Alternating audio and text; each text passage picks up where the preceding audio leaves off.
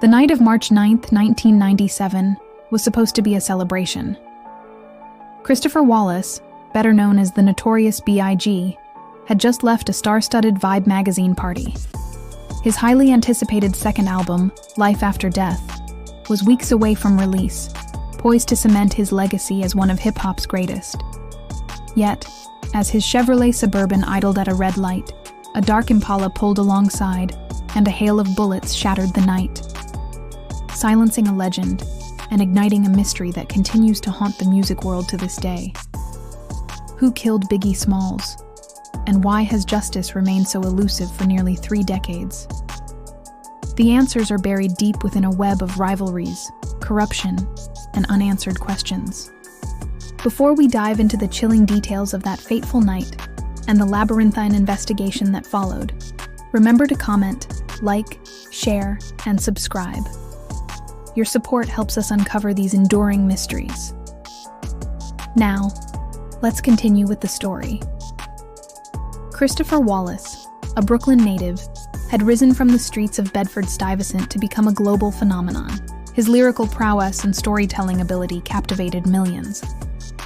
But his success was also intertwined with the escalating East Coast-West Coast hip-hop rivalry.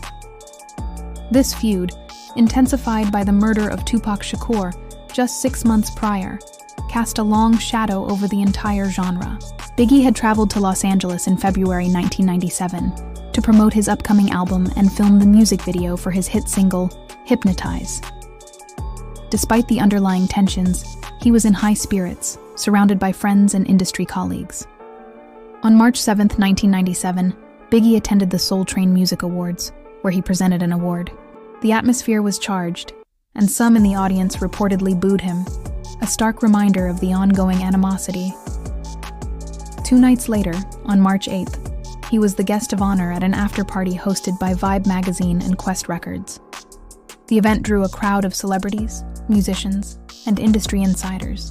The party was vibrant, but it was abruptly shut down by the fire department around 12:30 a.m. due to overcrowding. As the party dispersed, Biggie, accompanied by his entourage, left the museum in 2 Chevrolet Suburbans. Biggie was in the front passenger seat of the first Suburban, driven by Gregory Young, with Lil Cease and Paul Offord in the back. Sean Combs was in the second vehicle. At approximately 12:45 a.m., as their vehicles stopped at a red light at Wilshire Boulevard and South Fairfax Avenue, a dark Impala SS pulled up alongside. The driver, an African-American male dressed in a light blue suit and bow tie, rolled down his window and fired several shots. 4 bullets struck Christopher Wallace. The 4th, and ultimately fatal, bullet entered his right hip, piercing his colon, liver, and heart. The driver of Biggie's Suburban immediately drove him to Cedars-Sinai Medical Center. Despite an emergency thoracotomy, Christopher Wallace was pronounced dead at 1:15 a.m., just 30 minutes after the shooting. He was 24 years old. The Los Angeles Police Department launched an immediate investigation, but from the outset, it was plagued by challenges and controversy. The lack of eyewitness cooperation, coupled with the chaotic scene, made it difficult to identify the shooter or the motive. The case quickly became entangled with the ongoing East Coast-West Coast rivalry and the unsolved murder of Tupac Shakur, leading to widespread speculation and conspiracy theories. One of the most prominent theories emerged from the investigations of retired LAPD detective Russell Poole and journalist Randall Sullivan. Their theory, detailed in Sullivan's 2002 book, Labyrinth, alleged a conspiracy involving Death Row Records CEO Suge Knight and corrupt LAPD officers. According to this theory, Knight orchestrated Biggie's murder in retaliation for Tupac's death, with the assistance of David Mack, an LAPD officer. The hitman was identified as Amir Muhammad, an alleged associate of Mack, who supposedly resembled a facial composite. This theory gained significant traction and formed the basis of a wrongful death lawsuit filed by Biggie's mother, Valletta Wallace. However, this theory faced considerable skepticism and was later challenged. Journalist Chuck Phillips of the Los Angeles Times published articles that questioned the credibility of Poole's informants. Phillips also located Amir Muhammad, who denied any involvement in the murder. and was a mortgage broker with no apparent connection to the crime.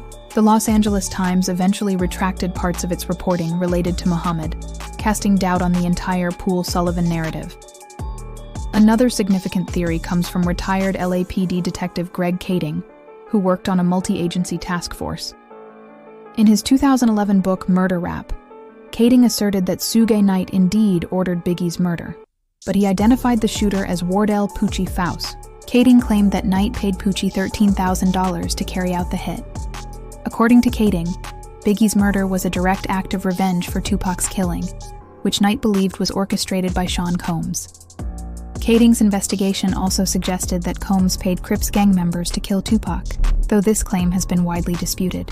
Despite these extensive investigations and theories, no one has ever been officially charged or convicted for the murder of the Notorious B.I.G. The case remains officially unsolved, a source of enduring frustration for his family, fans, and law enforcement alike. The wrongful death lawsuit filed by Valletta Wallace against the city of Los Angeles, alleging police corruption, was eventually dismissed. But it brought to light many inconsistencies and allegations of misconduct within the LAPD. The legacy of the Notorious B.I.G. continues to thrive, his music influencing generations of artists. Yet, the shadow of his unsolved murder persists, a stark reminder of the violence that plagued the hip-hop world in the 1990s. The case highlights the complexities of criminal investigations, the challenges of navigating gang rivalries, and the enduring quest for truth. The question of who killed Biggie Smalls remains one of the most enduring mysteries in music history, a testament to a life cut tragically short, and a justice long overdue. The calendar of crime will continue to follow any new developments in this case, hoping that one day, the full truth will finally emerge.